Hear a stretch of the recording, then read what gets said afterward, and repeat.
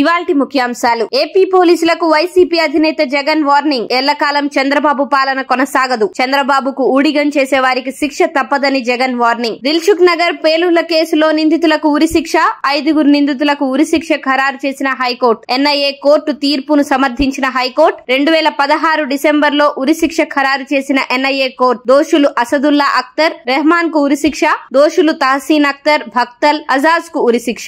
Singapore లో అగ్ని ప్రమాదం. పవన్ కళ్యాణ్ చిన్న కుమారుడికి గాయాలు. స్కూల్లో జరిగిన అగ్ని ప్రమాదంలో చిక్కుకున్న మార్క్ శంకర్. ప్రమాదంలో బాబు చేతులు, కాళ్లకు గాయాలు. ఊపిరితిత్తుల్లోకి పొగ వెళ్లడంతో ఆసుపత్రికి తరలించి చికిత్స. వల్లభనేని వంశీకి మళ్లీ షాక్ ఇచ్చిన కోర్టు. సత్యవర్ధన్ ను కిడ్నాప్ చేసిన కేసులో వంశీ రిమాండ్ ను ఈ నెల 22వ తేదీ వరకు పొడిగించిన కోర్టు. భోగాపురంలో కేంద్ర మంత్రి రామ్మోహన్ పర్యటన. ఎయిర్పోర్ట్ పనులను పరిశీలించిన రామ్మోహన్ నాయుడును కలిసిన రైతులు. తమ గ్రామాలకు అప్రోచ్ రోడ్ ఏర్పాటు చేయాలని వినతి. ఇబ్బంది లేకుండా చేస్తామని హామీ ఇచ్చిన కేంద్ర మంత్రి.